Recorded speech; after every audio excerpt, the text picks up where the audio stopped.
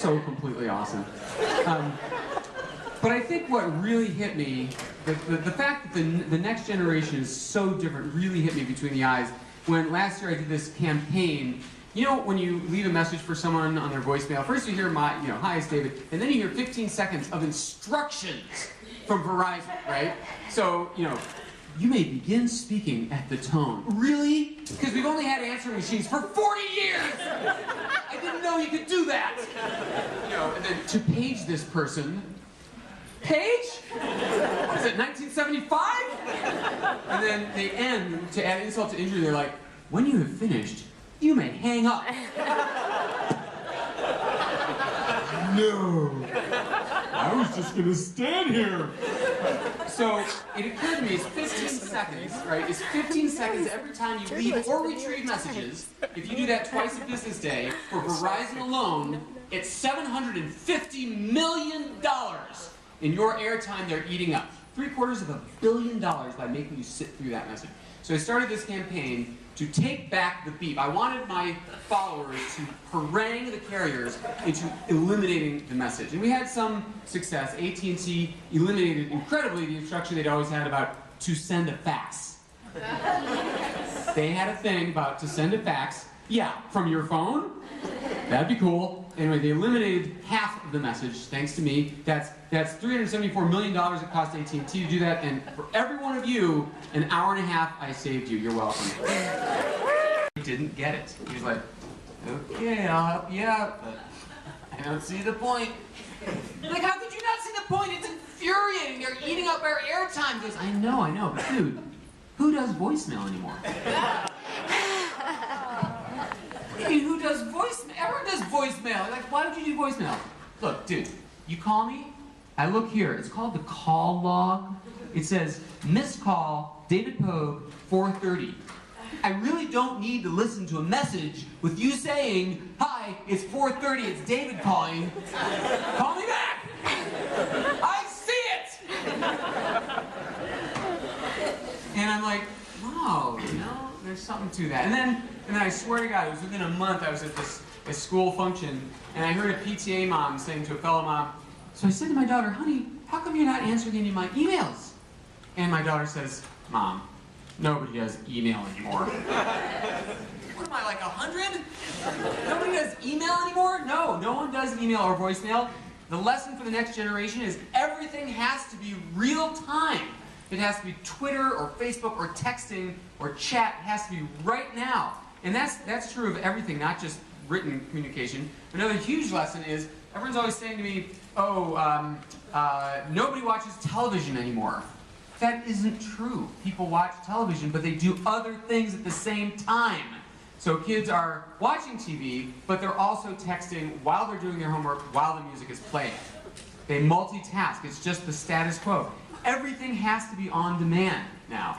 Your business will fail if you do not provide it on demand. So, started with the iTunes Music Store, music on demand, and then there's on-demand TV, Hulu.com, hello, on-demand radio, aka podcasts, even on-demand cable. Comcast, the largest and most hated cable company in the country, started this program last year where they have just about everything on demand, like pay-per-view, but you don't pay for it. Like, it's included in your regular cable bill. They have something like 9,000 shows a week, like regular shows, like Survivor and game shows, whatever, where you can watch it when you want. And why not, right? The old model of it's on at 2:30 on channel 15, that was a technological limitation.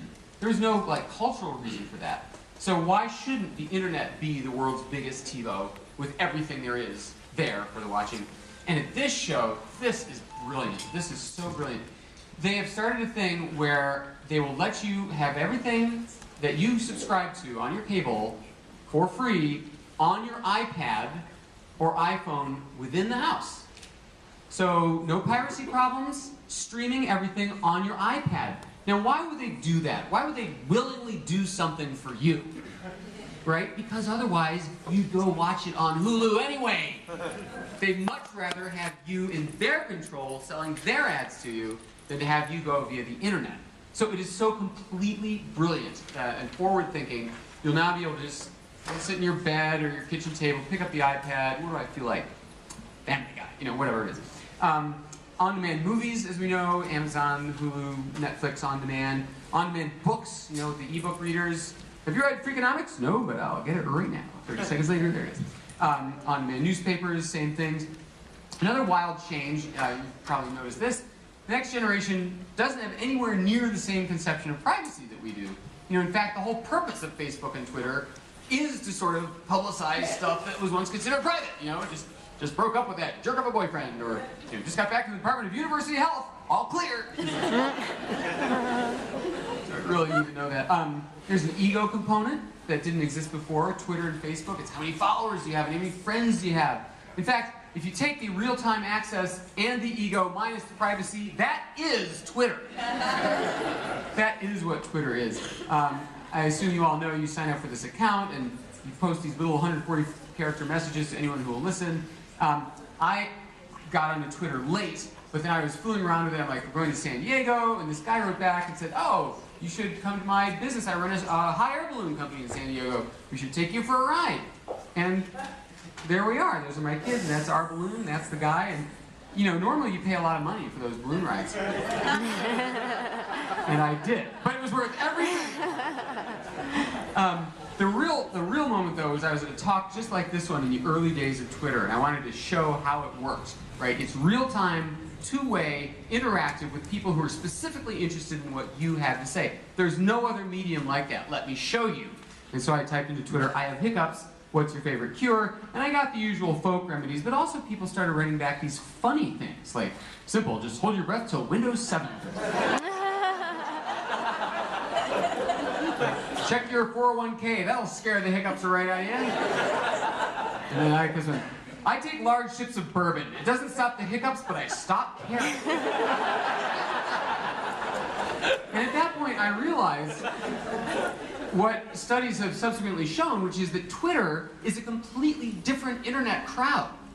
Trust me, it's not the same English as a second language 12-year-olds on YouTube comments going, well, you're a tard. This is a completely different group. They're literate, they're funny. The average age is 35 on Twitter. This is a completely different group, and so much more literate and funny. So I had this idea, let's ask them a question like the hiccup thing every night, and then publish the funniest answers in a book. So that's, you know, it tanked, but it's the greatest book ever. And people walk into the bookstore like, oh, it's one of them technology things, and they didn't get what it is. It's essentially a joke book, but it's so funny. Like I said, invent a Chinese proverb that sounds authentic, and people would write back like, a pig with a cold still makes good bacon.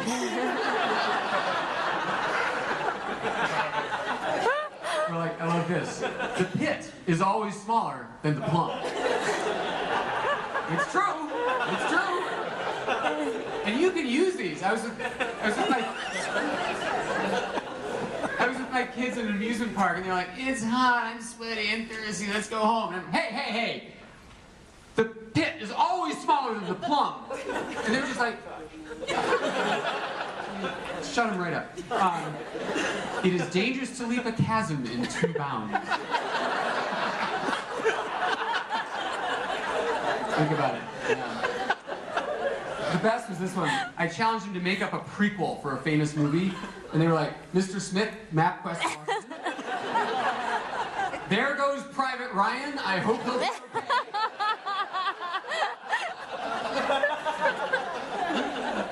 It's the best. The best. I mean, I wake up laughing in the middle of the night. We're running low on Mohicans.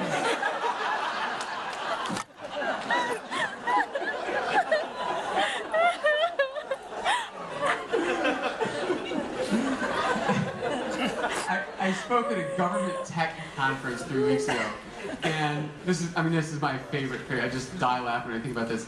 And this guy comes up to me and he goes, I was deeply offended by your slide about the Mohicans. Come on, dude, it's a joke. He goes, not to me. And it was like, chief running sky, you know, manager of the Mohican Tribal Council.